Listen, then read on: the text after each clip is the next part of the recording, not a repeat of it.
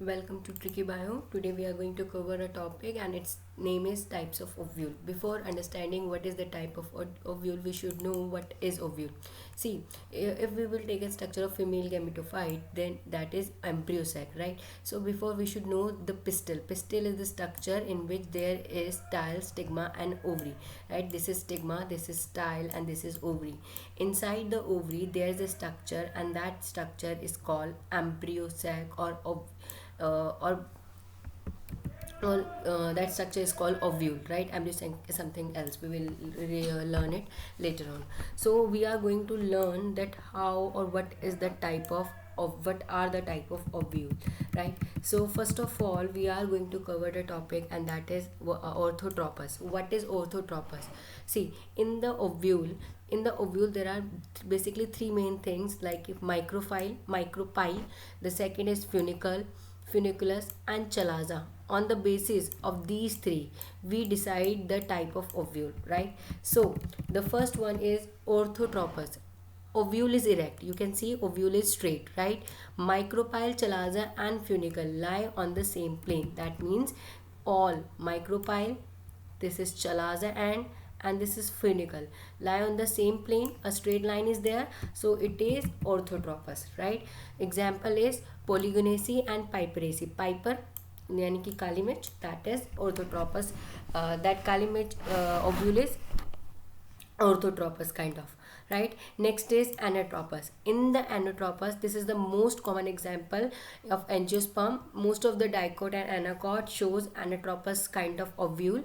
In this, ovule bend along the funicle, means see, when the ovule is straight upward, that is orthotropous, but when ovule is ovule is bent, that is anatropous, right? So chalaza and see, in this case you can compare. In this, micropyle is there, right?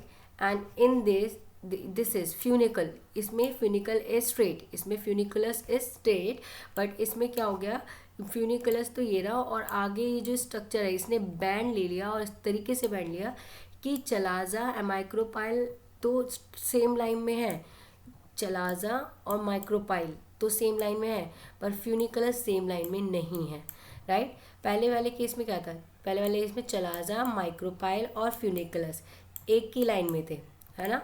और इसमें क्या है, chalaza और micropyle तो same line में है पर funiculus same line में नहीं है, ठीक है? अब next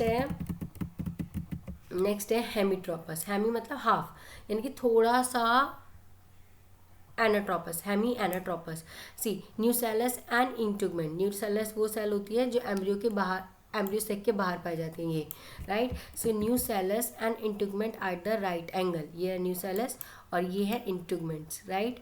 so nucellus and integuments are the right angle of funiculus, यानी कि ये देखो, ये आपका फ्यूनिकुलस है, ये, और यहाँ पर ये आपका फ्यूनिकुलस है और यहाँ पर पाई जा रही हैं आपकी न्यूसेलस और इंटुगमेंट, right?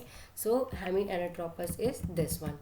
The second one is Campylotropous. Campylotropous is that in which micropyle chalaza do not like the same plane. देखो, chalaza is something else here and micropyle is here, right? तो यानी कि micropyle और chalaza is not at the same plane, is not at the same place. तो chalaza is something here, right? And funiculus is the right angle of chalaza, यानी कि there it is, इसके chalaza के right angle पे है, तो that is campylotropous. Mirabilis jalapa which is also known as 4 o'clock plant. In that plant campylotropous and ovule is present. Next is amphitropous. Amphitropous meaning is generally amphitropous is referred as horseshoe. This is the most important thing. Which ovule is structure is horseshoe, that is amphitropous, right? In this, ovule is placed right angle of the chalaza. See, there is a chalaza and ovule is there, right? So there is ovule is placed right angle of the chalaza. See, little bit picture is wrong. There it is like this. Ovule is there and chalaza is there. So इसको थोड़ा सा round नहीं होना चाहिए था, इसको ऐसे होना चाहिए था, ऐसे, तभी इसका 90 डिग्री का एंगल बनता, ठीक है?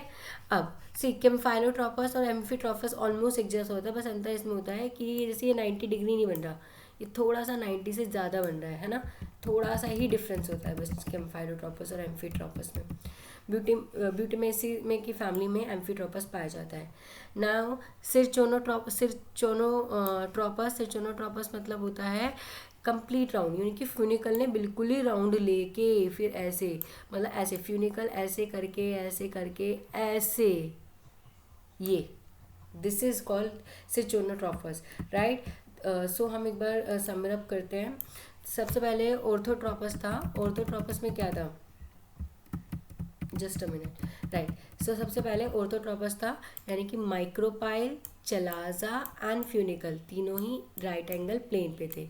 एनाट्रोपस में क्या था, एनाट्रोपस में उल्टा इन्वर्टेड हो गया था, ये it is not written there but it is inverted one, anatropous, right. Anatropous is inverted one.